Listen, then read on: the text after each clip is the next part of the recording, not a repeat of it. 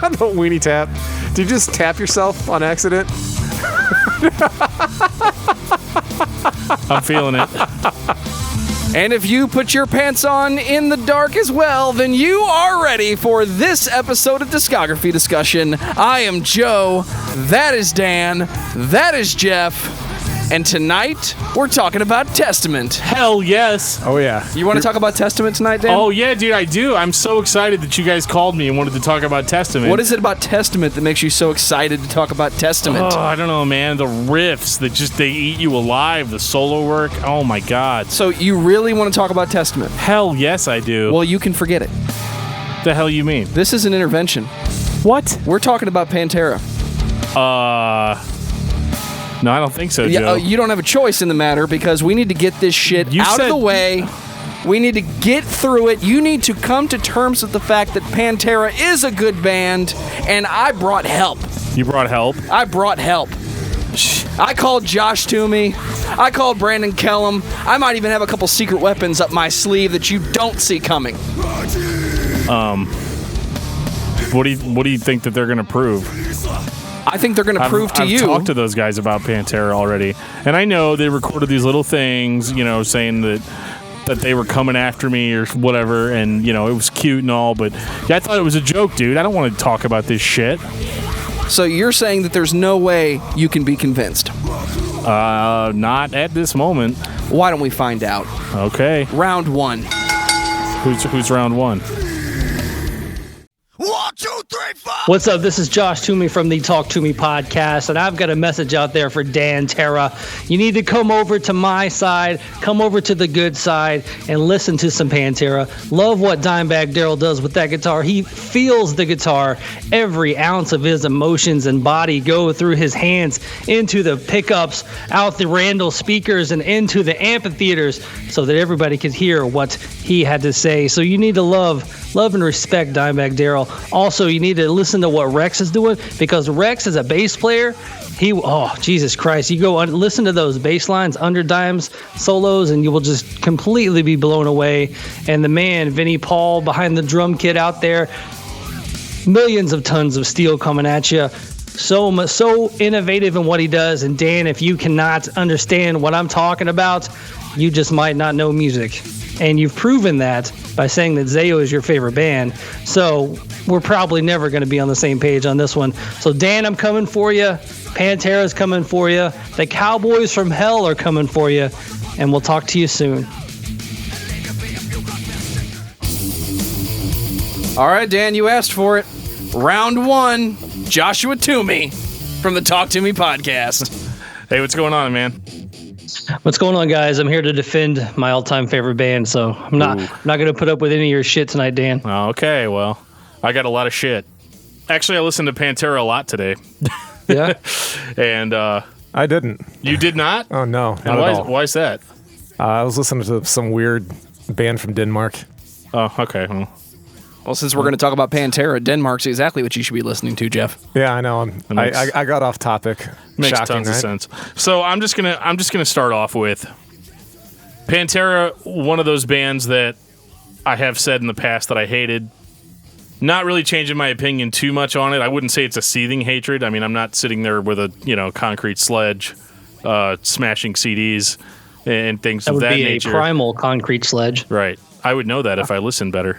But no, I guess my biggest beef with Pantera isn't even as much of what they have done, as much as over the years I have been extremely oversold on what they have done.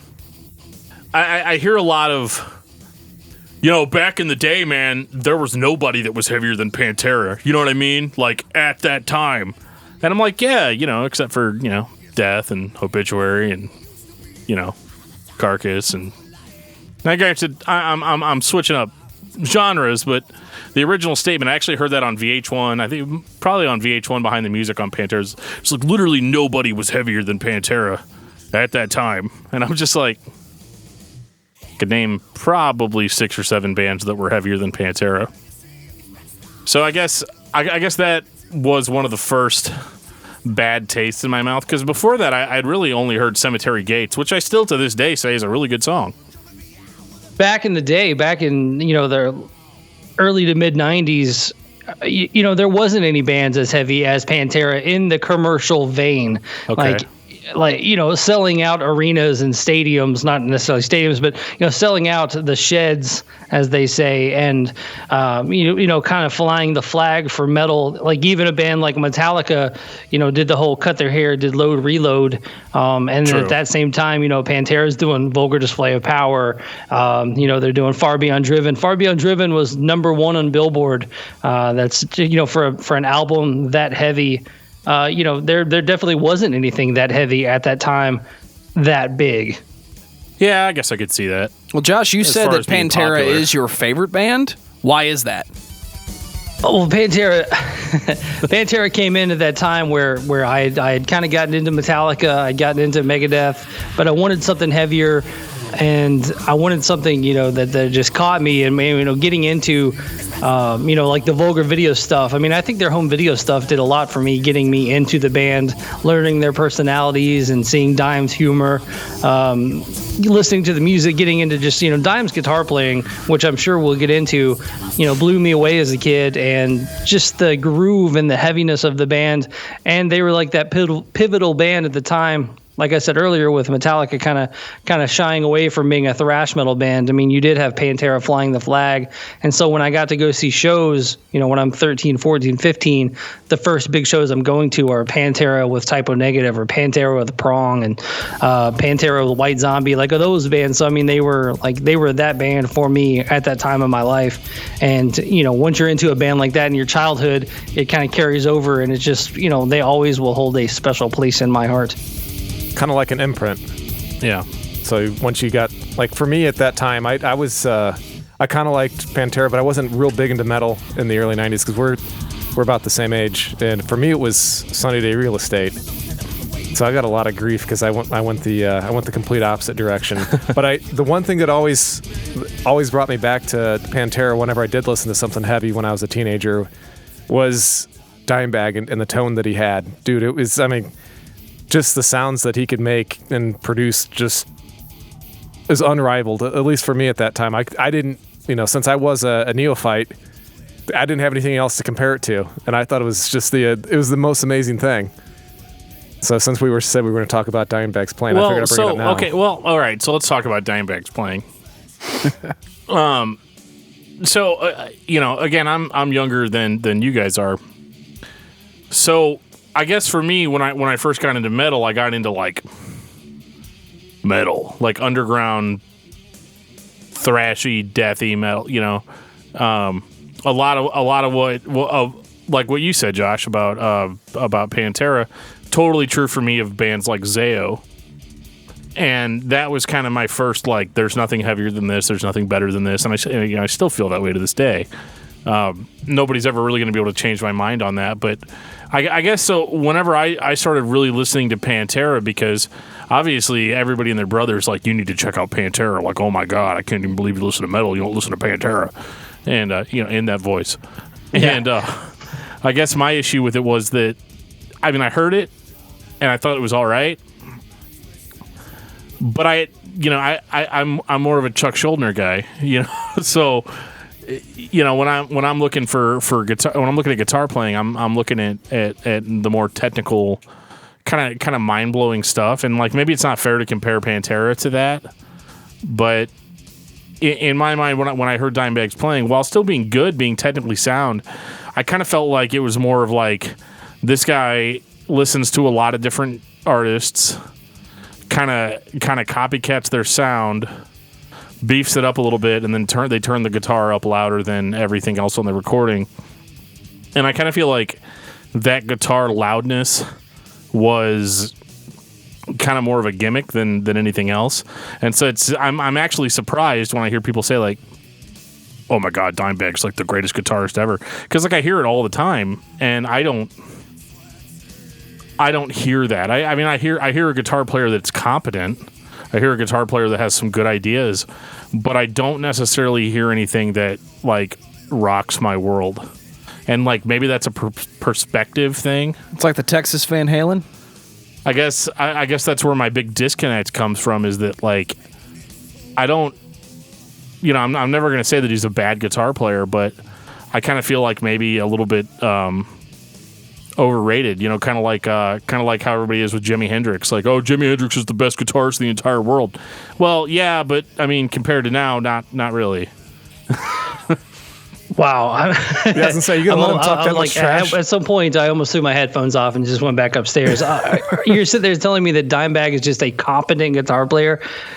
Have you watched him play solos? Like, the guy felt every single note that he did. Like, it's not like, there are bands that do Pantera covers that don't get the solos right. They don't get the feel right. Like, there's like a magic and a feel in his hands and his fingers when he played the guitar. Like, he as a competent guitar player, he was winning Shred Fest guitar contest when he was 14 years old. And yes, he was might sound like Van Halen because he loved Van Halen. Like, that's not been a secret. And it's just kind of funny to hear someone say that they think that he was just took bits and pieces of other guitar players and just turned them up louder. Like that guy was a guitar player, and he's been known to say that in the guitar solo in Walk could be a million miles an hour and just be every note on the neck. But he also wanted to throw out a guitar solo that you could sing and, be musical with the guitar solos. So he might not necessarily play the most technical stuff, but I'm pretty sure if you put Chuck and Dime in a room together, they're probably going to be pretty comparable to one another. And actually, I'd love to hear that. Yeah, it'd be great. But yeah, just calling Dime just kind of like a run-of-the-mill guitar player is just crazy talk. I think you hit the nail on the head, though. I mean, he's got the emotional connection. That's what I'm like. I like Death. I like them more than I like Pantera now. But the biggest reason why Pantera was such a big band back then, I think, was the fact that there was that emotional connection. Like, when you can listen to his stuff and you can feel the emotion in his playing. I mean, it's the same reason why people talk about Stevie Ray Vaughan and how they like listening to him, because you could feel the emotion in his playing. And I think Dimebag was the same way. Well, okay, so we want to talk about emotion. Emotion, as a guitar player, I agree. I can't really understand because I'm not a guitar player. I'm a shitty guitar player is what I am. I'm not even competent. The thing is, though, is that, when you take, emotional playing, let's say, I mean, everybody says this. Dimebag put everything into his music. I'm not going to deny that, but at the same time, you're mixing this with the most juvenile lyrics that exist, really, in my opinion, in metal. Minus all the Norwegian bands and all that, but it's hard for me sometimes to even take the playing seriously because of how juvenile the lyrics are. And I have a lot of trouble separating the two. So maybe if I had just the music, maybe at that point I would be a little bit more understanding. But as of right now, it's like I get a kind of this feeling of revulsion when I listen to Pantera because I think the music's decent, but I don't. The lyrics are so tough guy, so I'm gonna go beat my wife and go fuck a pig. It's just, he never actually says that, but that's just my probably wrong interpretation of Phil's mindset. And I think as a whole, I just have a lot of trouble separating what might be considered good guitar playing with kind of this, mediocre, not really trying very hard vocalist that can't write lyrics about anything other than how pissed off he is about you pick a topic. Wow. I think that maybe you're only listening to Walk, which is probably my least favorite song. Well, no, because if you get into their lyrics, which I'm not a lyric person, I will never argue and say that on this line in this song, I've never been that type of person. I have openly admitted on my podcast, but there are songs like Hollow and things like that that are actually, pretty deep. Even the song that you talked about, Cemetery Gates, earlier, is not about, fucking a pig. No, you're right. And I said that Cemetery Gates was my favorite song by them, or I didn't say that exactly, but it's a good song. But then you've got, like, what is it called? Like, Good Friends and a Bottle of Pills? That's a terrible song. Like, it's fucking horrible. Yeah, when I did I actually did a breakdown of that album with Haran from Battlecross, and we both just basically said that song was garbage and skipped that song on the breakdown. It's pretty bad. Although I have to admit, though, I probably enjoy Far Beyond Driven more than I enjoy any of the other ones. And I think that has a lot to do with just me being a hardcore guy. Yeah. It is very heavy for what it is. I think if I had a second favorite Pantera song, it would probably be oh shit, what was that song? What was it, like, Fighting with my Third Arm? Use My Third Arm, I believe. Use My Third Arm. Yeah, okay. Yeah, I mean, there's like songs on that album like Slaughtered. It's a very heavy. Yeah, it is a very heavy record. I will give it that. And they progressively, I think, got heavier. Like The Great Southern Trendkill. I mean, you got Suicide Note Part 2. You've got The Great Southern Trendkill, the song. I mean, they progressively were getting heavier in a time when, Nothing Else Matters was on the radio. You needed, they were kind of bucking that trend. And so, maybe that you came into it, listening to probably like VOD and things like that. I mean, yeah, you're not, those kids weren't into Pantera. Like, right. That's like me going into Pantera. We didn't care for Trickster or Enough's Enough. Like, fuck those guys. So, that's maybe where the disconnect is, because, like I said, going into Pantera, but also I was a huge Sunny Day Real Estate fan. Like, those first two Sunny Day albums are fantastic. That's a whole nother topic. Yeah, man. I tell you what, man. I listen to them regularly still to this day. I was a big fan of the Pink album, and then the Lego. What are the Fisher Price people on the cover? Whatever that album's called, Diary. Diary. Yeah. Yeah, because the third one was How Does It Feel to Be Something On? That was after they broke up and came back together. I'm going to go get a beer while you guys talk about this. No, I could talk about them all day long. They were... They really shaped my listening, and it actually kind of brings me back to the whole thing I had with Dimebag's playing. Sunday Day Real Estate is such an emotional band. At least for me, I had a real emotional connection with the rhythm section and the singing. And it just, it totally, it caught me, and it made me want to listen to whatever, wasn't necessarily the most technical thing. Yeah, we hear it, Dan. We hear it. But I wanted to have an emotional connection with my music, because I figured that was the most important thing, is how does that music make me feel? And then whenever I hear Dimebag play, I feel like I'm fucking invincible. I mean, that's what he does for me. He makes me feel like I'm a god. Yeah. So I think that's a good thing. We were talking about the emotional connection of music, and you brought up Stevie Ray Vaughan earlier, which I think is a great example. I don't care if you've picked up a guitar one time in your life, never, or played, 500 shows. You can watch a video of Stevie Ray Vaughan playing guitar and just see him, like, he can bend one note, and you can tell, like, everything in the entire world is into that one note.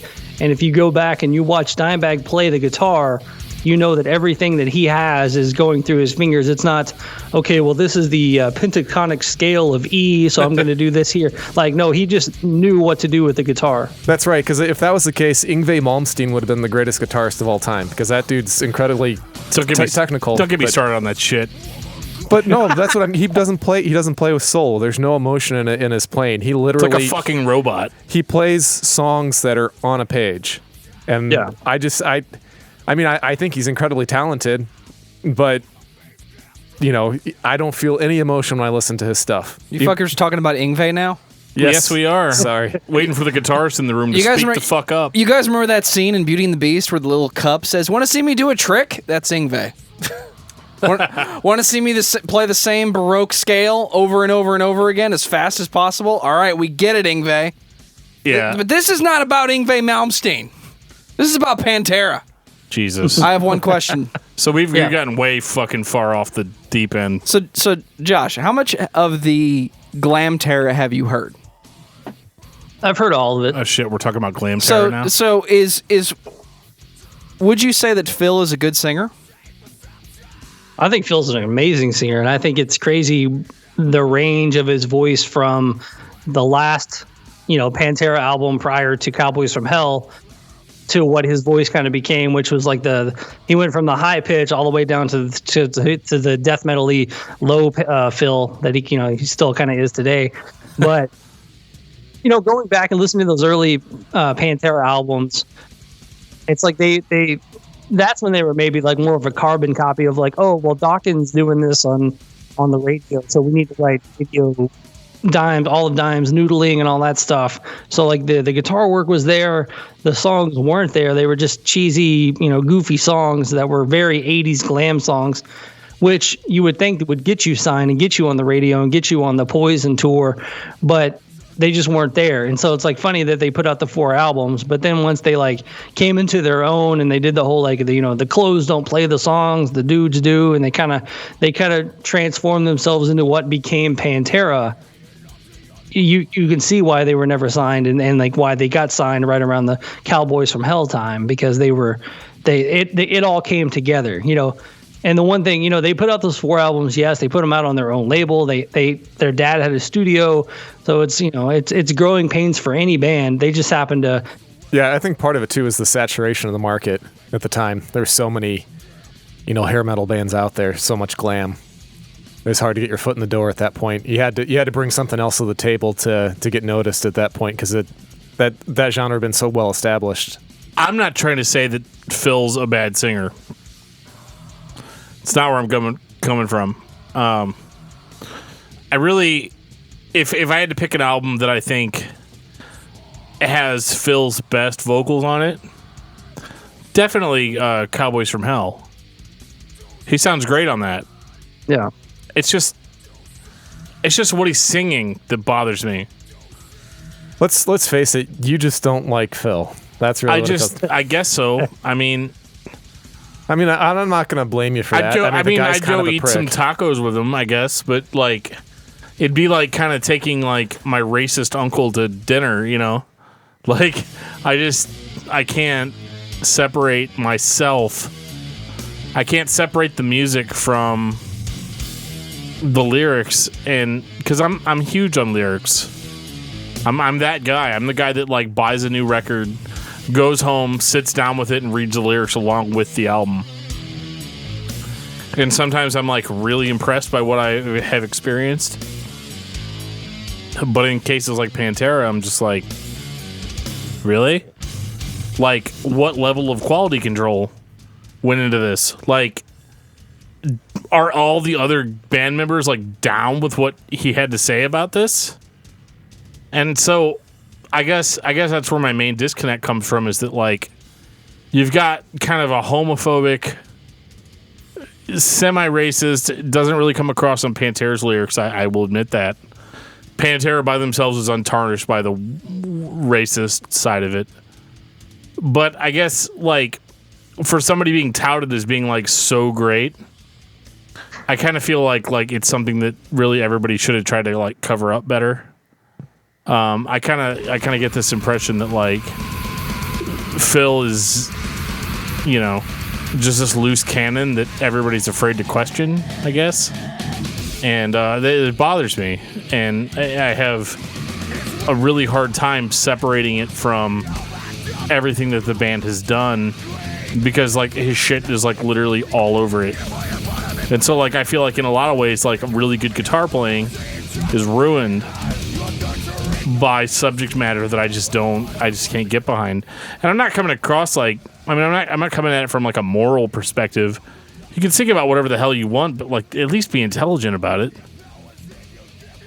When did you come up with this like theory of Phil's racism? Was it just through the Dime Bash, or was it like since the 90s? I mean, that's my question to you. Well, I guess what it really boils down to is that they were very So, like, I grew up in Imperial, Missouri, which is like 25 miles south from St. Louis. Whereas St. Louis is, it kind of had more diversity. I went to a school called, and they were jokingly referred to as like the Great White Island. And everybody that was into metal in my school was really into Pantera, and they all kind of talked like Phil, acted like Phil. So, like, again, maybe this is like a personal thing, but it left this impression on me that was like, as far as the music goes, because like music is where I go to escape, right? So as far as music goes, I'm going to get as far away from these people that are like bullying me as I possibly can. And so the whole racism part of it comes from the fact that like these good old boys that, you know, that go to my school and are, you know, they work as like farm hands on like their buddies' farms, because like we have farms, and you know, they're all like super like mega Pantera fans. They only listen to Pantera. Like there's never any deviation, any kind of like variety in what they listen to. They only listen to Pantera. They only listen to Phil Zamo. And then so like when years later, you know, you had that like white power comment, which I know Phil came back and said that like they were joking. You know, backstage they were talking about like white wine, and he decided it would be funny to say like white power at the end of the set. Right. You know, and like maybe that's 100% true, but it's just that like there's a certain, you know, it's kind of like how like Donald Trump hasn't ever said necessarily that he's racist, but everybody just kind of gets that vibe. I guess that's kind of like where I'm at with Phil, in that, you know, he covers it up, he tries to make it sound good or whatever, but like nobody really buys it. And so like for me, whenever I heard those comments, I kind of just, it was kind of like a reconfirmation of what I'd kind of already assumed. And like, I know you're not supposed to assume or whatever, but like in Phil's case, it's just kind of like, it was one of those like the shoe fits kind of situations. I think that was the point where I stopped trying to, quote, give Pantera a chance, because I was like, I'm not going to associate myself with this, you know, and this has nothing to do with my like religious upbringing. It's 100% I don't want to sport the Pantera shirt. I don't want to put the Pantera stickers on my car and stuff, because I don't want people to think that I'm aligned with a mindset that I'm not aligned with. Well, I think if you were still giving Pantera a chance in 2015, I'm pretty sure Pantera was never going to get into your, you know, rotation. You know, if you're still like 20 years later going, well, let's give it one more shot. I think you were pretty much, you know, sold on whether you like them or not. And it does sound like a lot to me that just because those dudes at your school listen to them, well, that made it a bad thing. Like you're associating Pantera with their fans, which is, you know, what people do with ICP with their Juggalo fans, or Slipknot with Maggots, and like the rabid fan base.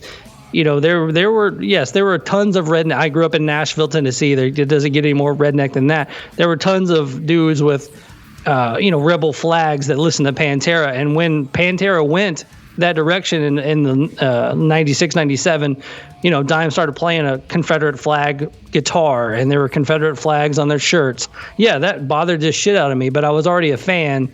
So, but I would never buy a shirt that had the Confederate flag on it, right, for whatever reason. And I'm not saying it's because it's racist or whatever. I just have never been that type of person that had that much pride in the South. Sure, I understand. In which, you know, I associated that more, the rebel flag, Confederate flag, with the idiots that came in from the woods, you know, to come to shows that, you know, would come in their big 4x4 trucks sporting two Confederate flags on the back, you know. So that stuff, that's where I still like drew the line with the Confederate flag nonsense. I left it to them to let them do that. But I mean, you know, the music and everything else, you know, Phil was Phil. Like Phil had like Phil-isms and Phil faces, and, you know, he would get up there and he was probably blitzed out of his mind on heroin and everything else, getting on stage and just mumbling shit into the microphone about, you know, smoke acid and, you know, snort weed and like that's what you went for. You went to hear Phil being idiots. You went to hear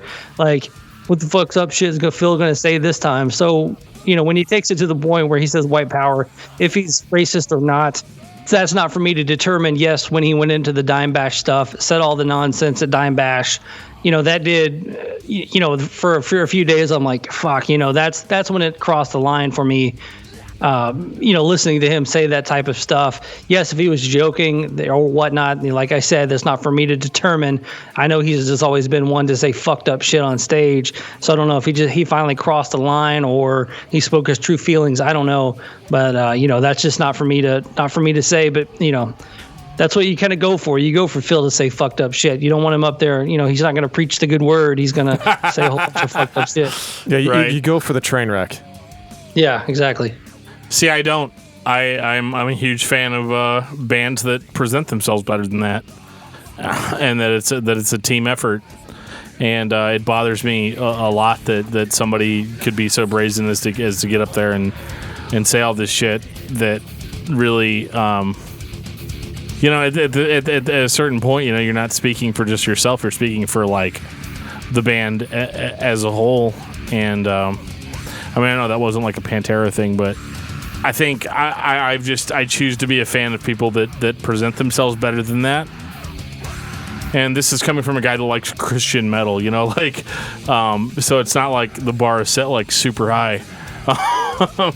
However, I can't get behind it, and I have a lot of trouble separating Phil from the band.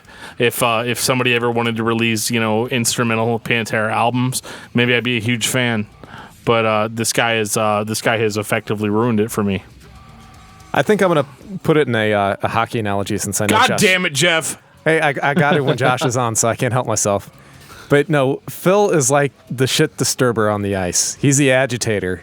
He's the one that talks shit, gets under everybody's skin, and then everybody else has got to pick up like the pieces. a real angle. Yep, but that was all I was gonna add. Are you seriously comparing Phil Anselmo to Tony Twist? No, Tony Twist is a pugilist. I'm comparing him to like Jordan Tutu. You guys are fucking out of control. You know what? I'm going to call round one here and say, Josh, do you have any final thoughts on Pantera? Can you convince Dan? No fucking way.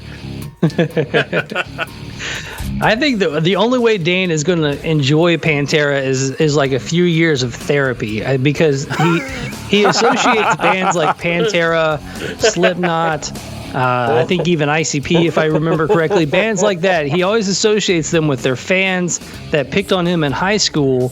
So you're never going to get out of that until you go and lay down on a couch, Dan, and talk this out. Cry it out, Dan, because we need shit.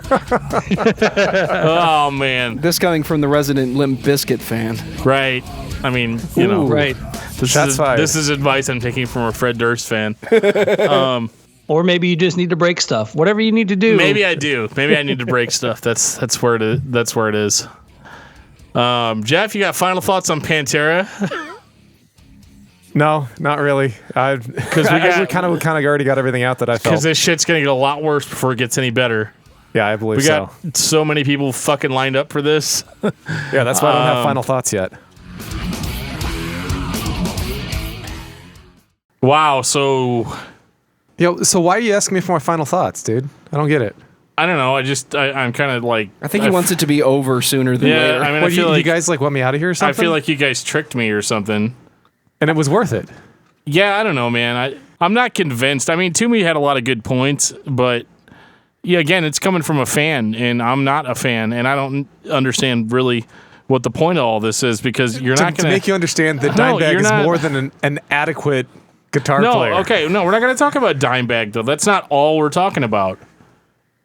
Is it? We're talking about Pantera as a whole. Yeah, but you're downplaying the most important part of the band. I'm not downplaying anything. Everybody overplays it. I mean, listen to those records, dude. It's like the guitars turned up louder than everything. Okay. So before Geoff goes for the kill here, I'm going to segue into our good buddy Aaron Kusterer, Dan.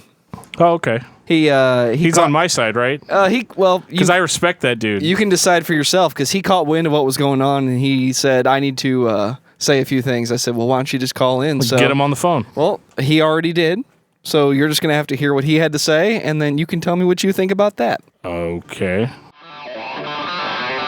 I don't understand how you can deny Pantera's influence on the metal community. I know so many people that are far more metal than I will ever be, so I've never called myself a metalhead, but I have great appreciation for it. And I know that those people, typically around your age, Joe, and my age as well, their upbringing in music, specifically those that are metalheads, it almost always involved Pantera, in one form or another. You have the others as well, Megadeth, Metallica, and a handful of others, but Pantera was definitely a staple in that kind of thing, and I don't understand how you could possibly deny that.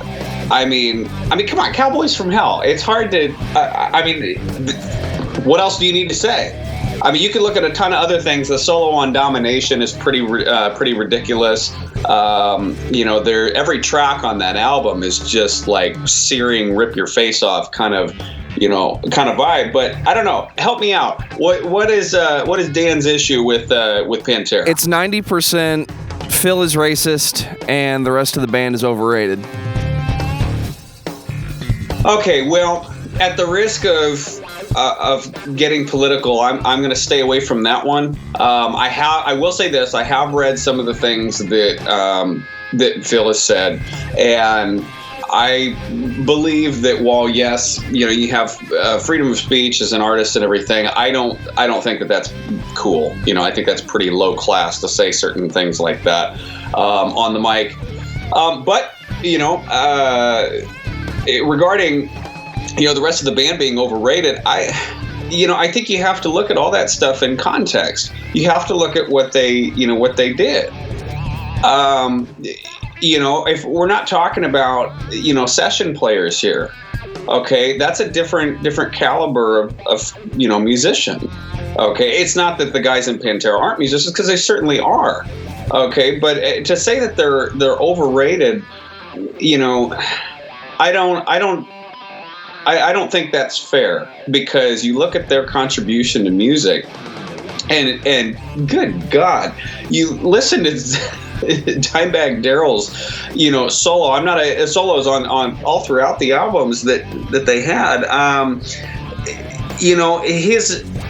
He's not a tone junkie. He's never anybody that when you think of the concept of tone, good guitar tone. He's not, he's not somebody that I would put in the same ballpark as Geoff Beck as far as sound or something like that. But when you come from a chops standpoint, and the chops paired with the rest of the band's just aggressive groove that they threw down. I mean, good Lord, that is an unreal kind of tour de force that I have a hard time arguing against. I would never argue against that, because you take all of those guys, you put them together for the albums that they did, and they came out with some seriously searing, rip your face off kind of metal, and I don't see the argument. Boom! Round 2. What do you say to that? That's round 2. Wow. Dude couldn't even call and talk to me face to face. Yeah. He had to leave you a voice message about it. He's a very busy man. Yeah. Well, yeah. Apparently so, because he has no gag reflex. He's got all the band members all at the same time, so that's why he's so fucking busy. Jeff, you and the Beep are going to get to know each other. Well, it just sounds like a fanboy rant to me. I mean, I heard. Yeah, I mean. 3 words. He is legend. No, okay. No, so wrong band. So wrong he band. was. So okay. So let me get this out of the way. I respect Aaron as a guitar player 1,000%. I do. He's great. He's fantastic. I like him more than I like Dimebag Darrell. Well, apparently, coming from you, that's not saying a whole lot, though. No, I like him, and the thing is that I respect his opinion to a point, but you're not gonna telling me that the band can't be argued against and can't be criticized because they're just so great or whatever. It kind of doesn't really hold any weight, because I mean, that's like somebody being like a dictator and they're like, hey, never say anything bad about Hitler because he can't be argued with. He's always right. It's kind of the same thing. I mean, that type of mindset of like, oh, well, they just did so much for music. My personal opinion, I don't think that metal in general would be as different as people think it would be without Pantera. A world without Pantera. Imagine. Oh, I disagree with that. We would still be all obsessed with Eddie Van Halen. Oh, wait, we still are. Well, I say I mean, I don't hear the impact necessarily because, I mean, think about like a lot of the bands that are popular now. I don't feel like a lot of the bands that are out now sound like Pantera. Like, they don't have that influence. I hear a lot of bands that sound like Metallica. I hear a lot of bands that sound like Slayer. You know, I hear that. I hear a lot of bands that sound like Testament. Yeah, which is who we should have been doing, but no. Yeah. Your intervention was much more important. Still pretty upset about this, but... That's okay. Glad to see you're still on board at this point, Geoff. I mean, I'm just going to say that, you know, Aaron, I respect you, man, but I guess I just disagree. I mean, your argument can't be, well, you can't question it because they just had such an impact. Well, you know, go into that. Explain to me exactly the impact that you're talking about. Give examples. And that would have been really great had you been able to talk to me face to face. But I think really what it really boils down to is you couldn't argue and just didn't want to. So your method of delivery is indicative of your argument. That's all I have to say. Well, seeing as how it, at least to me, it looks like this is a, you know, 1-1 here. 1 win in favor of Dan, or 2, depending on who you ask. I think there was a tie, maybe a split decision on the Toomey episode.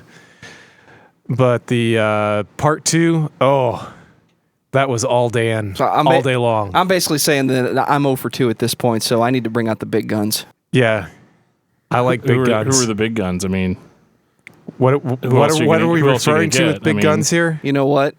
With that being said, round 3, let's set some standards. All right, brother. Dan, you think that Pantera doesn't have what it takes? Well, you need a walk-on, homeboy, because Pantera is going to show a vulgar display of power on your ass like you've never seen before. So, listen to everything in Pantera's discography from very beginning to, I don't know, Reinventing the Steel, I think. Maybe I should do my research before this. And then you'll realize that Pantera is the only band, the one band that matters when it comes to metal. Ladies and gentlemen, please welcome, representing the American standards, Brandon Kellum. Dan, you survived 2 rounds. You're not ready for this. I don't know, man. I think these guys aren't ready for what I got. Well, take it away. I mean, my God, man. Like, this band. Everybody's like, oh my God, it's fucking Pantera. What are we going to do? Like, do you know that if they heard the shit that you're talking about them, they'd come to your house and beat your ass? And I'm like, well, you know, only some of them will. Which is a little rough, but, you know, it's the truth, right? And what emo bands are you listening to? I mean, when you're trying to get your metal fix, are you putting on Dashboard Confessional or... You know, here's the thing about emo, if you really want to go down that road. When I listen to emo, all I think about are bands like Circle Takes the Square and City of the Caterpillar, which, in their own respect, still kind of evokes a heavier feeling than Pantera and actual legitimate emotions being displayed versus whatever the fuck this is. I mean, Phil shows some emotions. Yeah, they're albeit racist at times, but they are emotions. Right, but like, I mean, so if I want to listen to metal, like I listen to it because it's a rebellion, right? A rebellion against the system or people's conventions or whatever. But like Pantera is like taking your fucking drunk uncle to Applebee's. And that's always a great time. It might be a great time for you, but for me, I'm just sitting there like, oh God, I hope he doesn't talk to the fucking waiter. Oh God! I was about to say, no one's thought about the waiter on this one. It's a female waiter, and she's black. Oh my God! So, you know, maybe that makes me racist for even pointing those 2 facts out, but I don't know, man. Like, you know, as a vocalist, you know, you have to at least on some level be listening to Pantera and thinking like, there's no way that happened. There's a really good song I'm actually going to use to demonstrate that fact. It's off of Far Beyond Driven. It's called Good Friends and a Bottle of Pills. I'm sure that happened. I think that was actually in the Pantera VHS that I had. Oh, okay. Well, if it's on VHS, it's true then. Absolutely. But I mean, rewind. like listen to this beautiful poetic set of lyrics that I'm going to read here. So it goes a little something like this. I fucked your girlfriend last night while you snored and drooled. I fucked your love. She called me daddy, and I called her baby, and I smacked her ass.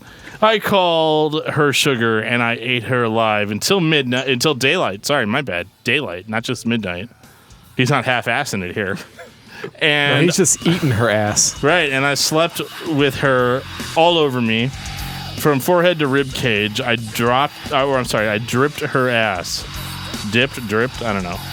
It's Phil, man. Don't try to figure it out. Sometimes I thought you might be spying, living out some brash Dan might be fantasy. just as illiterate as Phil. Or just as drunk, at least. I'm sure of that. Yeah, my favorite... I guess my favorite part of it was,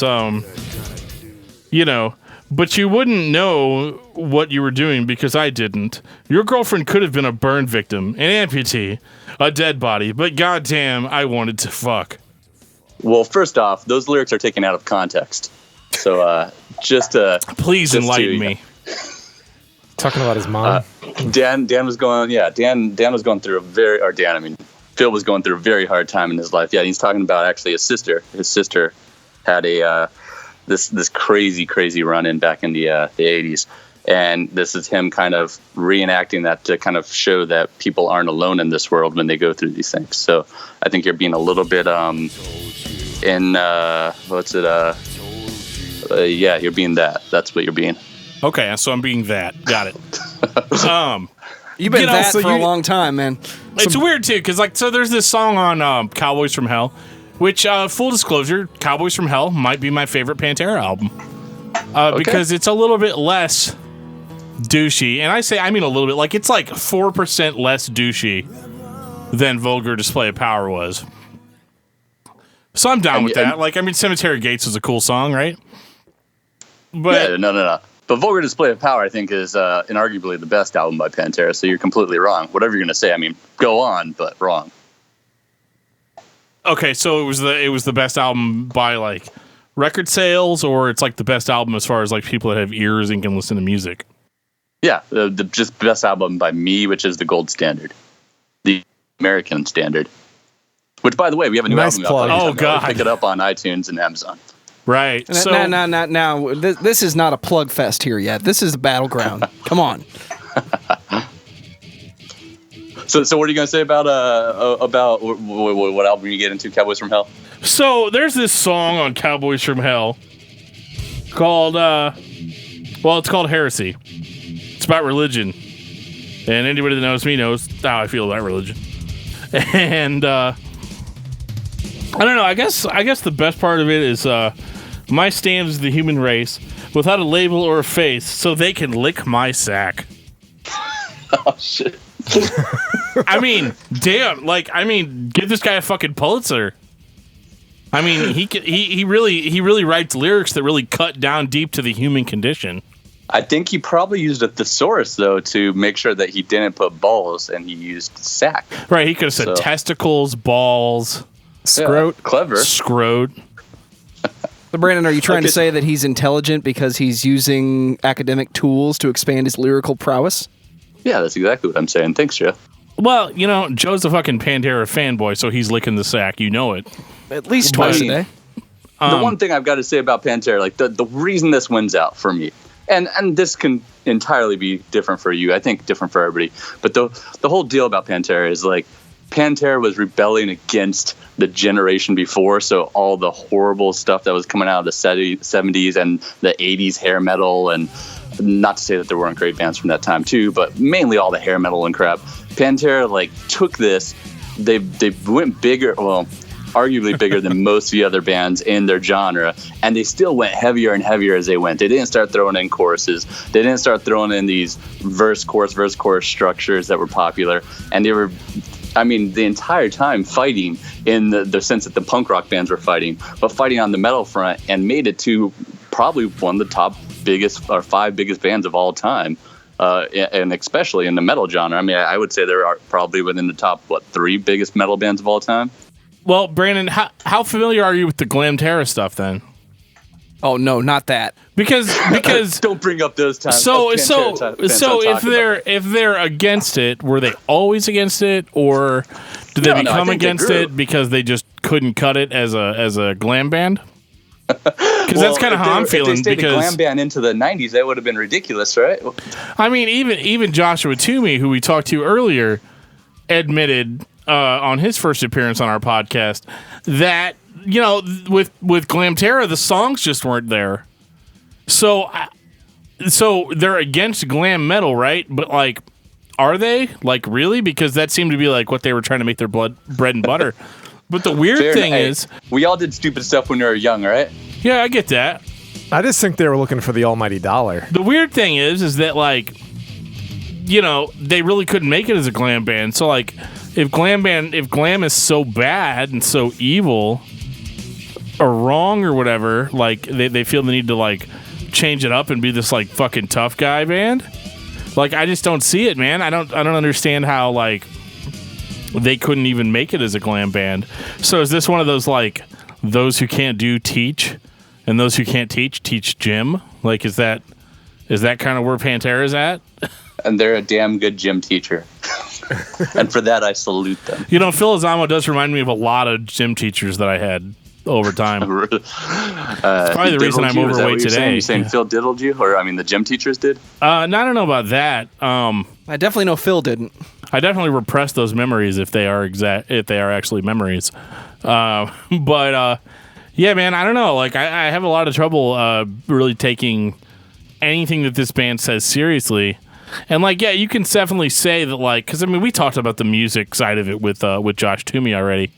Yeah, take the words out and put the music in there. There's probably no better guitarist in the metal genre at that time than Dimebag. Well, okay, so yeah, his tone was just obnoxious. It was so good. Phil is such a dick. It kind of overpowers everything else. It's kind of like, it doesn't matter how much Axe body spray you put on you.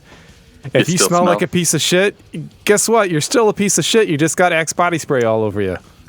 Well, so the music on Pantera is great. Sure, Dimebag's great guitarist. You know, I can't deny that as a metal fan. And Vinnie Paul's one of the best drummers out there too at that time. But I'm gonna also throw it and say that, you know, Dimebag's great, but is he original? I mean, original by today's standards or original at the time? Even at the time. I would say at the time. Because I hear a lot of like Eddie Van Halen in Dimebag's playing.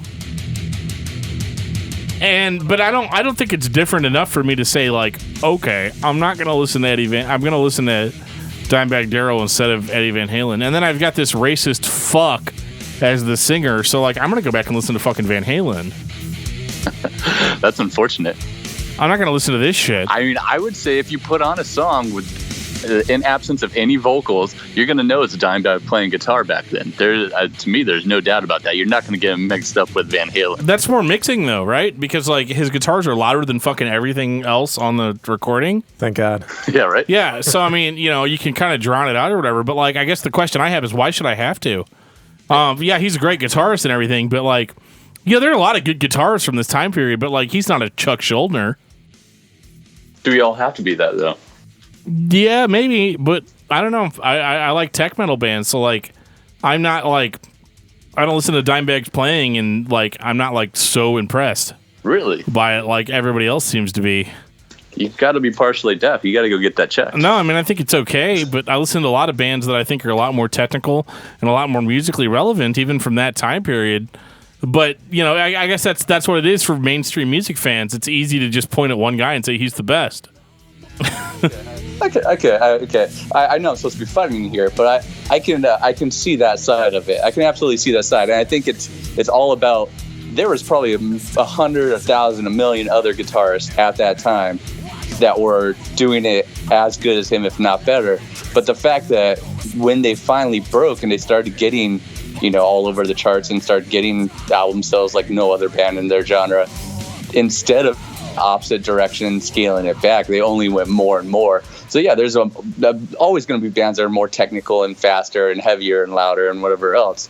But they decided, once they hit that echelon of that, they decided to continue to push it and start doing stuff that was like, I mean, yeah, they had the glam stuff, and then they had stuff like Cemetery Gates, which was a little more, down tempo or low key, and then into the heavier stuff too, and then stuff like Suicide Notes, which is a little more experimental. So they had so much stuff that was just at every level of what they were doing. None of it was marketable, but it was still getting pushed to everywhere, Right, but just because you can do something doesn't necessarily mean that you should. I mean, sure, they got heavier over time, but like, do you think that the Great Southern Trendkill was a better record than Cowboys from Hell?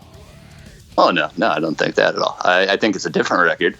I mean, I don't think Cowboys from Hell is a better record than Vulgar Display of Power, but that's just me. I also think that all comes to the nostalgia factor from where you are when you hear it, right? I guess so, but like I guess what it boils down to is like, where does this? How does this supposedly best guitar playing ever? How does that fit into the whole tough guy image of the band? Like, did the other members of the band, like, were they afraid of Phil Izamo? Because like, there's no way this passed through some kind of like quality control filter where everybody was like, like he gets done talking about like a motherfuck, like that's a word, right? And it's a fucking, it's a motherfuck, and everybody's like, yeah, thumbs up, man. That's the most creative thing I've ever fucking heard in my life. Let's do it. Let's make it reality. Let's do it. It was a different time. No one's listening to the lyrics. It's like the person that listens to a metal song for the first time, and they're not really into metal, and they're like, yeah, I like the beat. Just like the beat, Dan. Like the beat. Well, I mean, sure, everybody's got to start somewhere, right? But like, I mean, is this really where you want to start? Absolutely. Like, is this the impression? Like, do you feel comfortable showing people metal as a whole and like starting them with this? Because it seems to me like there's going to be more people that are going to be like, yeah, no way. If anybody reads the lyrics on the Pantera stuff and this is their first go around with metal, they're pretty much going to say fuck it. They're not going to be interested at all. Or it's going to be fucking terrifying and they're going to be all about it.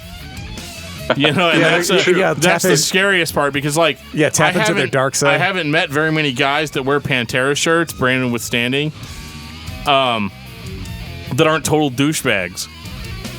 Like literally, it's like they're like, I want to wear this Pantera shirt, but like they're not wearing Pantera shirts because they like Pantera. I mean, that's part of it, but it's more like, hey, I listen to Pantera and that fucking says something about me. And unfortunately, that doesn't say the things about you that make me think, okay, yeah, let's be friends, let's hang out. Most people I know that wear Pantera shirts don't even fucking know what they're listening to if I actually put Pantera on. In all honesty, though, what person starts off with a band by reading the lyrics? Like that's do. Us, Dan does, because he's weird. Because we're vocalists and we're older, of the older generations. But when it comes down to it, like the people that are listening to this stuff, regardless if it's Pantera or insert any other heavy band, they're listening to it as like, especially when it comes to teenagers, like they want to find something that just annoys the crap out of the mainstream. And Pantera is that. They're not looking at the lyrics and saying, I identify with these lyrics. I don't think anybody's looking at Phil's lyrics and saying they identify with them. They just sound really fucking cool when you have no clue what he's talking about. See, I think that there's a... So is that why ICP is so popular too? Well, exactly. So I think that there's probably actually an uncomfortable amount of people that listen to those lyrics and 100% identify with them. Joe, can we go to the phones? Yeah, we can go to phones. All right. Who's calling in? Do we have anybody calling in on this? We've got to get some real field research here on this. Nobody's calling in because I destroyed the switchboard. Only my opinion matters. Damn it. Now, I am going to step in a little bit here and say, Brandon, are you, as the lead vocalist of the band American Standards, saying that Pantera is good because the lyrics don't matter? I'm saying in Pantera, the lyrics mean the least, by far. For me, it's all Dimebag Darrell's guitar and Vinnie Paul on the drums. Rex to a very smaller extent, but he's a bassist and really needs them to begin with, right? Phil, like, the lyrics is at the very bottom of the pyramid. Like, yeah, and he sounds cool saying where the hell he's saying, but honestly, even being a Pantera fan myself, I don't know what the hell he's saying half the time. But doesn't that bother you? So you're saying that his emotion that he sings with is more important than what he's actually saying? Yeah, I would say that. Sure, why not? Jeff, are you switching sides here? I think I am. I kind of feel like at the end of this call that Brandon and Dan are actually on the same page, and Geoff is going to take a stand. I don't think that me and Brandon are on the same page about this band. I think 100% I love Pantera, and I think Pantera is a shining example of a fantastic metal band from that time that still holds up today. But I completely agree. If I have to give you any slack, I agree the lyrics are bullshit, and Phil definitely seems like a douchebag. See, I can't hold to Pantera anymore because of Phil. He's such a cock. I mean, there's no other way to put it. I mean, the guy is such a royal douchebag that it just makes me. He ruins their legacy with how he approaches the world and how he speaks about other people that are not exactly like him. Yeah. And that's the problem that I have with a lot of metal sometimes is that, you know, they're saying, oh, you're different, fuck you. And he's exactly what's wrong with metal, and it should never ever be the ambassador for metal because of what his personal beliefs are, and it ruins the image for all of the rest of metal. I don't care how good they were in the past. I don't care how amazing their music is, because I actually, if you could like cut everything personally out that Phil does, and then what his lyrics mean, Pantera is awesome. But that's like saying, well, you know, are they awesome? Well, yeah, I think they are. I think they're great. But that's like saying, hey, you know, baseball records don't matter because they took steroids. Well, no, they took steroids. That's so some people it matters to it, and that's who I am. It doesn't matter what Mark McGuire and Barry Bonds did because they fucking cheated.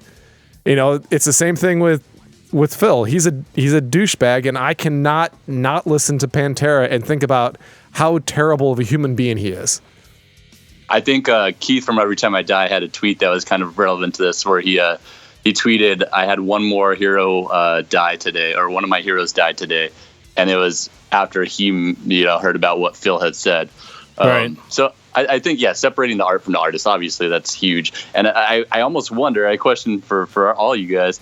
Like when you say that, do you say that based on you having that mindset all along, on that's what he was singing about, and you knew that he had those thoughts built into the lyrics in any sort of way, whether he does or doesn't? And I honestly, like I said, I have no clue, or just based off of everything that's happened past the fact and like everything that he's done out in the public, which is obviously horrible and horrendous, and then saying, well, since he's done that, that must mean that those thoughts go back into the stuff that he did 20 years ago. Well, so my problem with that is that, like, you talk about separating the art from the artist or whatever, but, like, I mean, I feel like he does mean it. I'm pretty good at detecting sincerity in lyrics. And even though I do say that some of the tough guy image is fake, like the walk on homeboy and all that shit, like, that seems very fake to me. But I think some of the stuff that he says is that he does mean it. Because why the hell would you write it down and put it on an album if you didn't mean it, right? Yeah. So, but I guess what I'm getting to is, like, when you first heard that, were you already cognizant of that being a thing? Or did you just listen to the music and you didn't care for it, and now you go back and you read the lyrics and you're like, oh shit, he's saying some really horrible stuff. I like the here. music, but like even in the '90s, I didn't think it was anything that was like that special. And maybe I'm unique in that regard, but because I had heard stuff, I'm in my 30s, but like I grew up Pentecostal, so like I didn't really get exposed to heavy music until later than most people. So like by the time I heard Pantera, Trendkill was already out. So like I didn't grow up with Cowboys. I didn't grow up with Vulgar Display, and there's a certain old church on the teen nights. Yeah, not as much. Yeah. Yeah, I'm a little older, so I grew up on it. So, and I didn't really pay attention to the lyrics. I've always Jeff's been old as shit. I am. I'm even older than Toomey. Yeah. Yeah. Sorry. Oh, thanks. Yeah, but you don't know more. Oh, that's true. But no, I grew up on it, and it was more about the emotion and the feel, and that was really important to me, and it still is in today's music. But whenever I start going down the rabbit hole and I find out, all these terrible things about him, yeah, it just totally turns me off. I can't not think about it anymore. So yeah, he's a disgusting pig of a man, and I will never give him credit for anything ever again. So you guys trying to tell me that you're not listening to Lost Prophets now too? I do Just not. because you had a little slip up? Well, I didn't like a little slip off. Got it. That little sleep. We all make mistakes, right? But with Phil, it's just I can't get past it. It does ruin the music for me, and the music itself isn't special enough for me to actually feel bad about that. And Brandon, I'm going to step in here and say we are slightly over time on this round, but since you are the challenger, I'm going to give you the last 60 seconds. Whatever you got to say it now.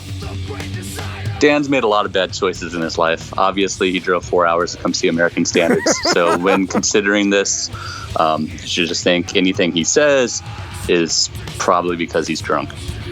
That's all I have to say. Thank you. All I have to say is I'm right, you're wrong, and this call's over. And Dan's drunk. I threw that in there because... Absolutely, he is drunk. I mean, I'm not that drunk. No, you're just on a constant plateau of drunk. There's no spike. I'm the one that got tricked here. How did you get tricked? I don't know. Hey, Dan, let's come over and talk about Testament. It'll be so great. Everybody's going to love it. And then, I show up, all prepped to listening to Testament all week, which was great lead up to that. And then now you've got all your bros coming after me about Pantera. Dude, I'm on your side. And I appreciate that. Isn't this cathartic? I appreciate that, but I'm not surprised. He feels slightly betrayed, I think. It's the right side. Yeah. So, we proved in a lot of ways, I don't understand how people aren't. Am I making any headway here? Am I gaining any ground at all with you? Absolutely not. Not really, dude. Not only are you losing to Dan, but you lost me. Wait, what else you really got, man? I'm not convinced by this. Toomey did a really good job, but yeah, this is like becoming an infection. But the other guests that me. you've had really haven't. Shit, it sounded more to me like Kellum agreed with me more than he disagreed. So, unfortunately, it seems that way. So, yeah, I'd be very interested to see what else you got. This is Erik from the Shoot the Shred podcast. I'm here to say a few things about Pantera and Dan. Both are pretty cool people, and both involve, great stuff. However, if you don't like Pantera, yet you enjoy metal, I don't know how the disconnect happened. Guitar-wise, as legendary as Dimebag is, he is not an amazing technical player. He plays solid-state amps, totally does everything you're not supposed to do, plays a pointy guitar with a Confederate flag on it, and he still holds the throne. After all these years, he's even been gone as one of the king riffers of all time. Pantera they were very influential to a lot of bands. He is Legend specifically, and I just think from a heavy standpoint, every band that has any sort of heavy riffing or any kind of party atmosphere, they think they have Pantera to thank. And even if Dan doesn't like it, well, you know what? Everybody else does. I don't know. I'm not a mean guy, so I can't trash Dan. However, I do think he's entirely wrong. That's probably about it. I'm too nice. Round 4, Joe, bring it on. Who the fuck else you got? Who do you think, man? We got Erik Hall from Shoot the Shred. I'm pulling out all the stops. Dude, we just talked to him. We did not. Yeah, we did. What, 2 weeks ago? A few weeks ago. I don't know when. He is legend. I had to edit this at some point. I forgot what the timeline is. Him and I got along on a spiritual level. Come on. What do we got here? Are you trying to say you like the guy, but you're about to disagree with him heavily? I like the guy. I just, I heard the promo and I was You know, it's one of those things where, like, okay, your guitar's loud. You have a Confederate flag, so I guess, like, you win points with someone, I guess. And you're heralded as the greatest guitar player in the world. Now, of course, I'm talking about Dimebag and not Erik, although Erik is, beast also. But it's one of those things where I just the word overrated comes to mind. And, I know Josh Toomey, took issue to that, and I apologize, and he has a legitimate opinion as well, but, the thing is that I just can't get into it, and I do disagree with him whenever I say that, he's not, Dimebag's cool, but he's no Chuck Schuldiner, There's a lot of bands that I like that are super technical, like Tesseract, and, it's hard for me, I guess, at this day and age in 2007 or 2017 to say, oh yeah, well, Dimebag's the greatest guitarist ever, because I've heard better, man. So I mean that's kind of where I'm coming from. I wouldn't say he's the greatest guitar player of all time. I think it's even hard to say who is, but in terms of what he what he influenced, see, that's another one. See, this is why I have no street cred, because you say the name and I'm like, is that the guy from Death? Yes, it is. It is. Okay, no, I've never listened to Death before. See, you should listen to the Death episode with Travis Turner of As the Story Grows. See, he's I'm crazy, finally crazy going technical. back. I'm finally starting to go back into the realm of music I missed because I'm young.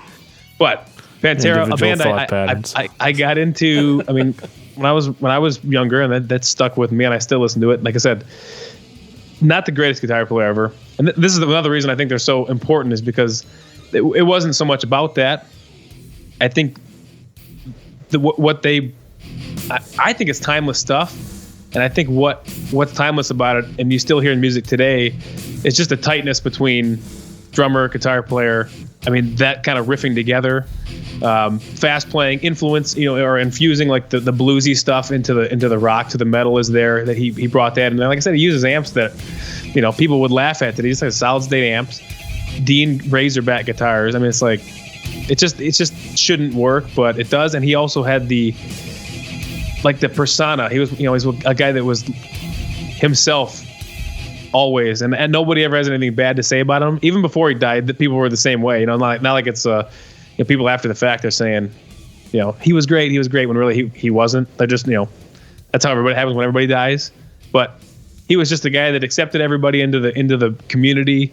And I don't know, I would say I would have more of a point of contention with Phil, because he's kind of historically been kind of an asshole. Kind of. Way to just straight up agree with Dan on that one, Erik. Okay, so I think I can't help it. I'm like in the middle. I know what you're saying though, but at the same time, Phil is such a cock that he almost makes Pantera unlistenable just because of who he is. Yes.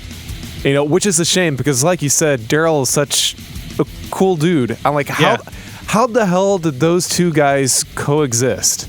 Because Phil is just he's the biggest dickhead in metal, in the history of metal, in my opinion. Well, they kind of didn't get along, because by the time you got to Great Southern Trendkill and Reinventing the Steel, the band was essentially recording instrumentals, and Phil was doing the vocals in a totally different studio halfway across the country. But at least they were still doing it. Most other bands that's just would have said fuck you to each other and just gone their separate ways, and that would have been it. Maybe that's what should have happened. That probably should have been what happened. I feel like I'm making your point, Dan. I apologize. So, let's get back to Dimebag. There's a distinctive difference between good and great. Am I right?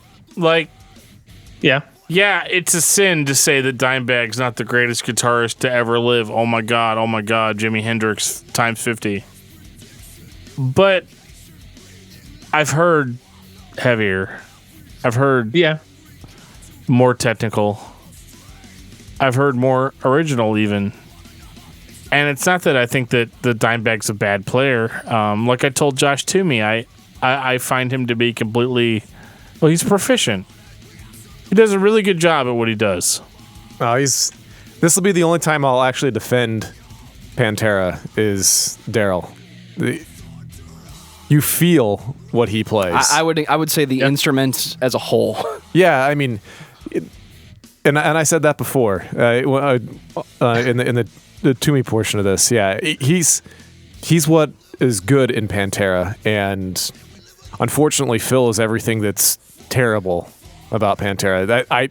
I have such a hard time listening to Pantera now because of his beliefs and his. So you're saying you can't separate yourself from the lyrics? No, I'm saying I can't separate myself from the human being because he's a piece of trash. And why is that? Why do you feel that way? I could, number one, obviously his white power statement that he made. That was weird. That was white wine, man. It was white wine. Yeah, Like, well, that was just a joke, bro. It's about wine. Yeah, I mean, he got called out on that though too. yeah. I heard that and I was like, yeah, I'm not surprised by that. Yeah, if you actually not even close to surprise. No, just like if you actually, if you listen to what Rob from Machine Head had to say as rebuttal, since he was there, yeah, and talk about just completely shutting somebody down and calling somebody a lying bastard, essentially calling a spade, because I mean that's what Phil is. I mean, Toomey tried to say it's a persona on stage. Bullshit. He's a piece of shit. I don't care if he acts like he's playing it or not. If he was legitimate about it, he wouldn't have made up that bullshit white wine statement after the fact. Stupid. Yeah, I mean it's completely He'd just stupid. owned it if he believed it. Yeah, well, it's almost worse. It's because exactly. he's a pussy. It's like no. The thing about Phil too is He's love a bully. Pantera. I love everything that they've done. I listen to it. I think it's an important piece of musical history. Everything that they've done, it definitely made its mark. But I don't like Down, and I don't like Super Joint Ritual, and I think it's because Phil's in there, and I just don't like. I like who he was surrounded by in Pantera, but I don't really care for what he was surrounded by in his other projects. I really just don't care. I've never cared. So do you like Pantera, Hell Yeah then? Say it again. Do you like Hell Yeah then? No, I don't like Hell Yeah, but I love Damage Plan. Okay. Damage Plan was really cool. I like Damage Plan. But I think I like Dimebag. I think that's why I like Pantera. Gotcha. Because to be contrary to why you don't like him is because you don't think that Dime is anything special. I think that he's the most special part That's of that not band. the main reason. I know there's probably a whole bunch more, but I think those two guys together, that's made one of the major bummers that when he was assassinated is that those two guys wouldn't continue to be playing music together. It was very unfortunate for selfish reasons. I mean, obviously they're brothers and everything, but they were so tight together that what a duo, guitar drum duo. Usually the bass player and the drummer, what you see the tightness in, and not that Rex Brown was bad. But Dime and his brother Vinny were just insane. That's why I like Damage Plan a lot. But I never liked Hell Yeah that much. I like Chad when he was in the first two albums of Mudvayne. After that, I just feel like, who is this? The first two Mudvayne albums. Yeah, LD50 I'm just is saying. great. Not to go off on another tangent, which I'm very good at tangents, but We'll call you back for the Mudvayne episode. I'd love to do that. Yeah. That'll sound more like an In Flames episode. Can we stop at LD50 and call it a day? It's gonna be rough. man, We're gonna have to fight album. with who's gonna be ranting. How come Adam Ship only puts out one album, but Mudvayne gets to live past their only good one? Right? No shit. Yeah.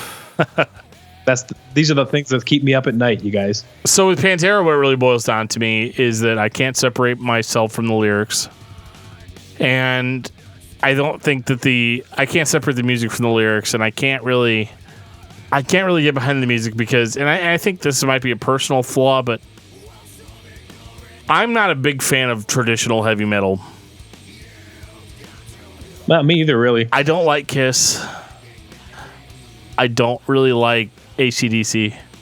I don't either. I don't like Accept that much. I think we're like best friends. We are, man. I love His Legend and don't like classic metal. Oh yeah. So I think it's one of those things where the fact that Pantera was more rooted in traditional heavy metal bothers me. I almost feel like I would give them more of a free pass if they were a thrash band or if they were a death metal band. And they are heavy. I mean, they're heavy as piss in places. But I can't get past the lyrics because, like I told Brandon Kellum, because his whole argument was that I don't think anybody pays attention to the lyrics. And I countered with, I think, an uncomfortable amount of people identify with the lyrics and follow along. And so it's not the world I want to live in. See, I was in the same boat as, Brandon. I was there for the vibe, but we've kind of made that pretty well established that I'm looking for the whole package, and I don't really pay attention to the lyrics up front. That's something that's an afterthought for me. But whenever everything happened, with Phil, is more and more of his outlandish behavior became apparent that's more of his personal beliefs. That's what turned me off to the band. Because it sucks because I love Dimebag. He's one of those guitarists that you can listen to and you can feel it. I mean, what he's playing, and it's amazing. You can't always make an emotional connection, with a guitarist, but you can with Dimebag, and it's. I mentioned Stevie Ray Vaughan with Toomey, and I really believe that. Both of those guys, are the two most prominent in my mind as far. And obviously, they're different styles, but you can feel every note that they play because they put every ounce of their being into what they play, and it sucks that they're saddled with the bad apple that is Phil. I mean, because he kind of ruins it for me, and it really does. It's weird because he ruins it, yet he makes it like. I mean, what if they had a different singer? I mean, you can't say that Phil was. I don't know. I don't really like the way he sounds so much now, but in his prime, I mean, he was like. Oh no, that's an animal. But it's you're right. No, that's what I'm getting at. It sucks. He's so good, but yet he's such an ass. Like you just. That's exactly it. That's exactly it. Because because I loved it. I mean, I grew up listening to Pantera. I'm like that was my first real introduction into heavy music was Pantera. So, so it sucks. It sucks that I feel like I have a moral responsibility to no longer listen to the music. You're a little embarrassed to show it to people? Yeah. It's just because that's where I'm at. Yeah, I know what you mean. I wouldn't show somebody this and be like, yeah, this is what I'm into. I'm the only drummer in the room, so I got to bring up Vinny's sound because Vinny's drum sound, Dimebag's guitar, they accent each other, and even Rex Brown's bass, it all accents each other as a whole. Even back in the Glamtera stuff, it all worked together. I didn't know this until recently that their father was actually their producer up until Cowboys. So that's kind of where you get that sound or that complementary sound from. Can I throw out that I don't think that the drums sound that amazing? You can. Throughout their career. Sonically, or like the way they're played? The way they're played, the technique. See, I think it's the way that they're played. I think is an interesting thing about Pantera too. Is it's a very open, simplistic drum sound. It's not. I mean, I wouldn't say it's simplistic, but it serves the song and the riff. And I'm just such a riff guy that there's so many riffs on there that I can't deny the power of the riff. Do you remember when Mudvayne put out "The End of All Things to Come"? Yeah. So there was a DVD with that record. Joe and I watched it. It was about 38 minutes of a producer explaining to them, very similar to Ian Malcolm in Jurassic Park, just because you can doesn't mean you should. Yeah. However, there's no denying that LD50 is, on a different planet than The End of All Things to Come. It's because Ryan Martini went apeshit on it. So when I hear somebody describe a drummer as playing more simplistic or a guitarist playing more simplistic and how it works with the song, I can't help but feel like it's one of those, it's dumbed down, but it's okay, buddy. Because to me, it was always, when I would sing, I would always sing to the extremes of my ability, which are laughably not very good. But it bothers me to hear kind of a dumbing down because I hear the same thing that you're saying about a lot of Metallica fans. Well, are you going to win this argument with Metallica? Lars does what works with the song. Right, but me not being a drummer could get in and actually do more complex shit than Lars can. So there's this certain sense of like, yeah, it's simple, yeah, it works for the song or whatever, but like, does that make the drummer worth a mention? Really? I know what you mean. I understand your point. Like he keeps the beat.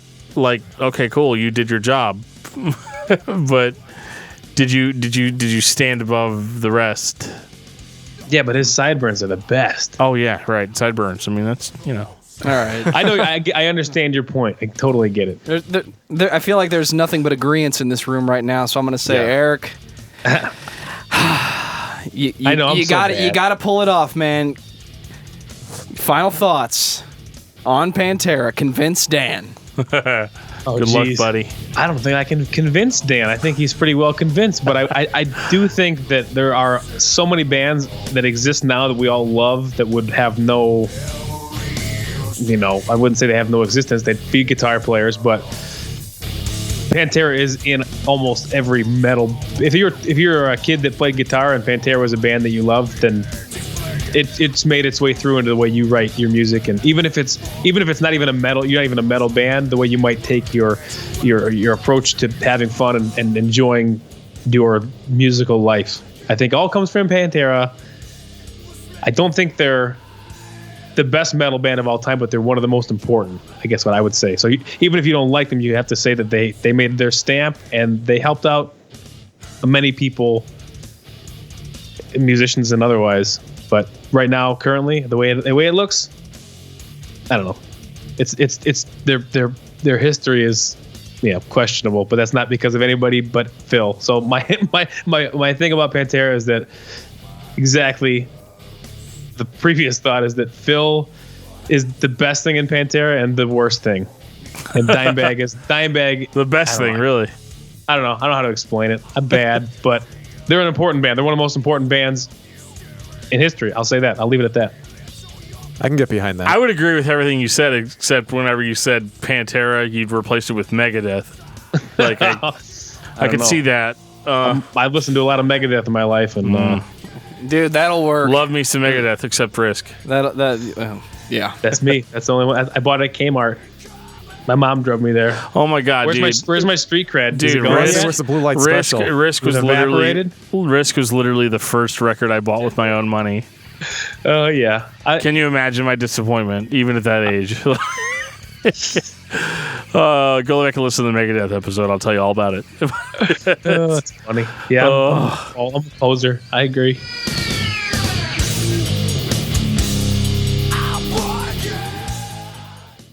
Well, that didn't work nearly as well as I planned it. Nope. Actually, I'm pretty sure that didn't work at all. Yeah, I think that went exactly the way I wanted it to.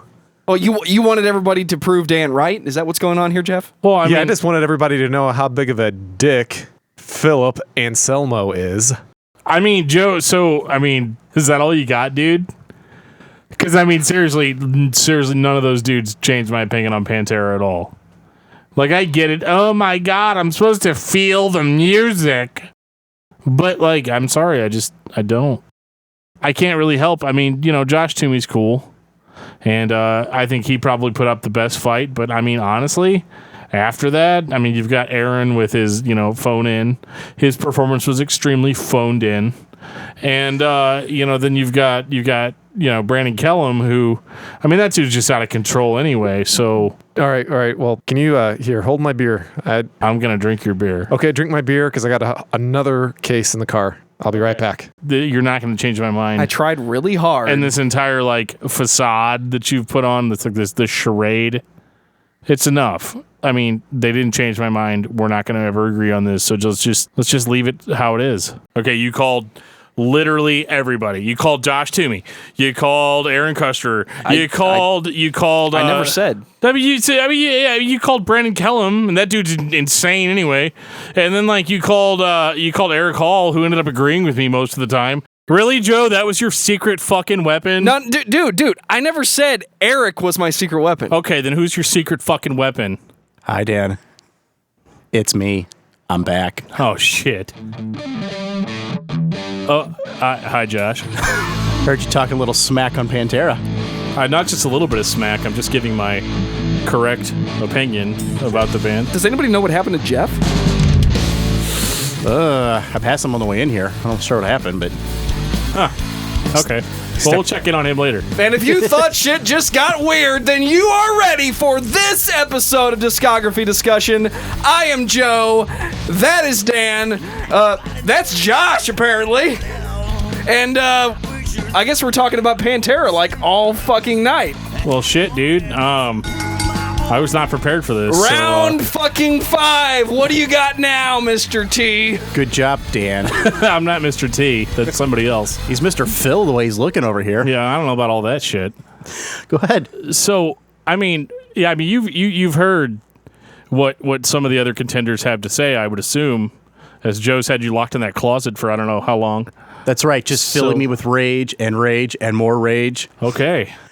Well, Dan, I'm going to have to say that as much as you like to think you're right on some of it. Oh, shit. Okay.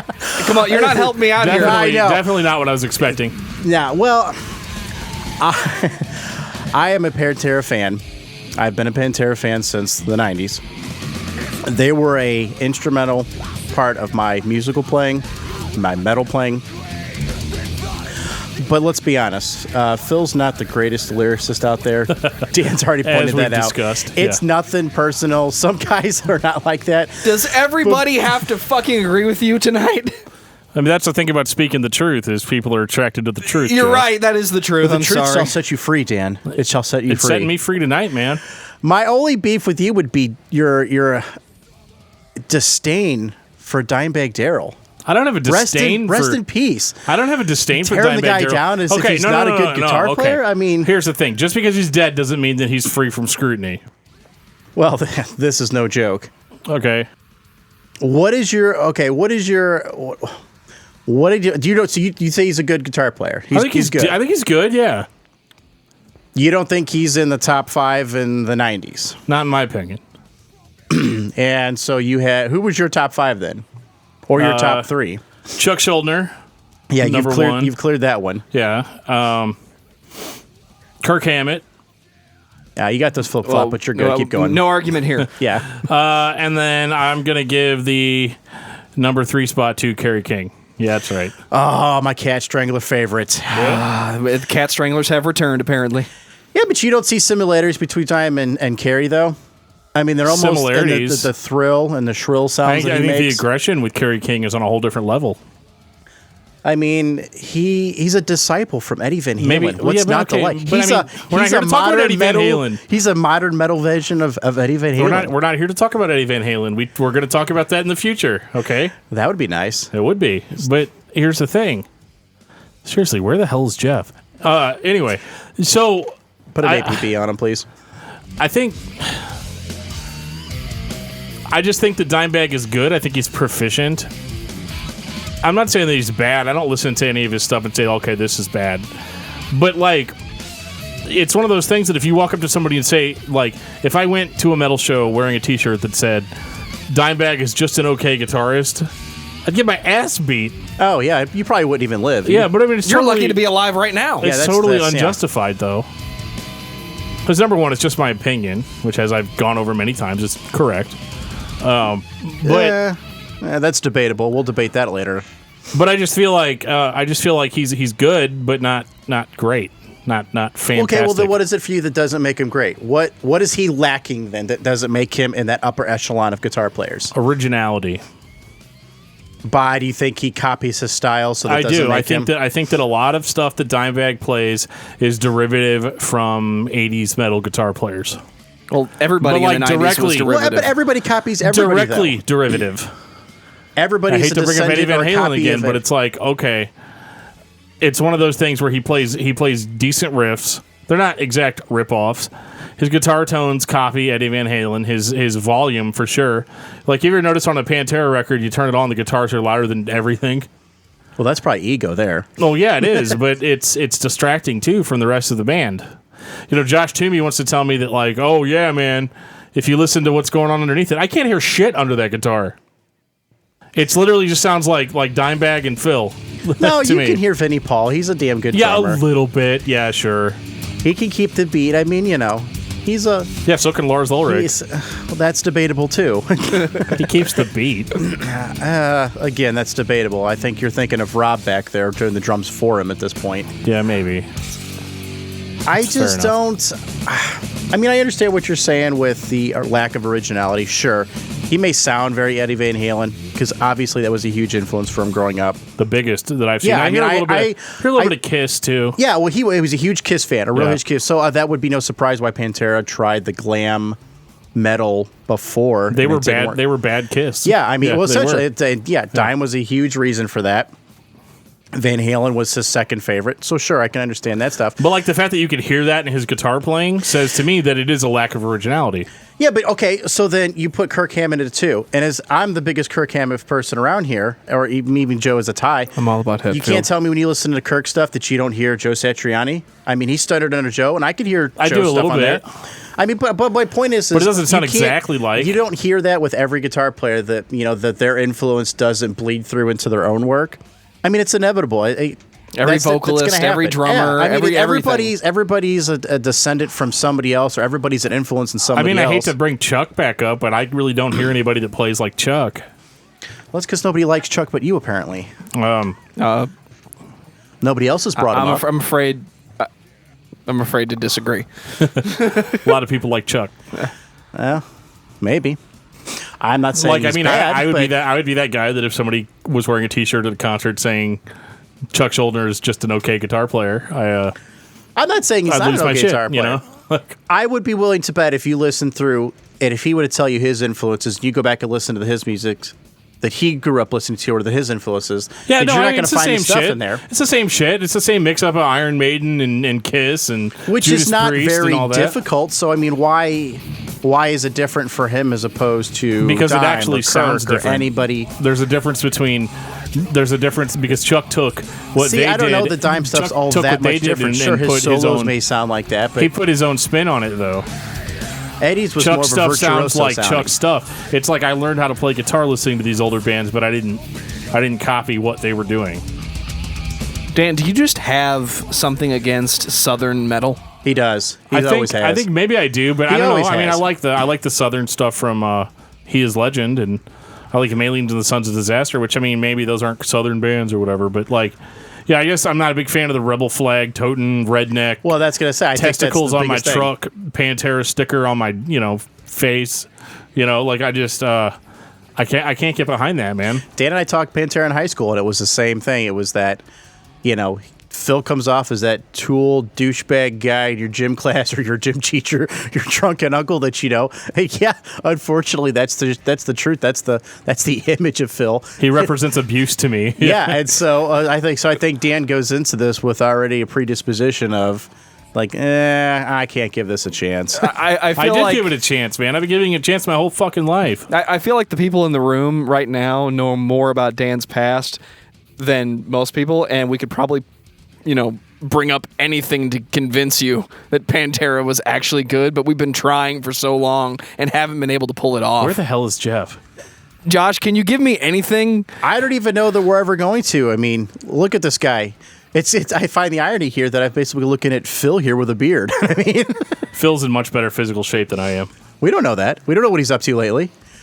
I mean, I saw him with Down. That's it. I saw the Down when I don't know 5-6 years ago, and I don't know. He was looking pretty shabby. It still sounded like shit, right?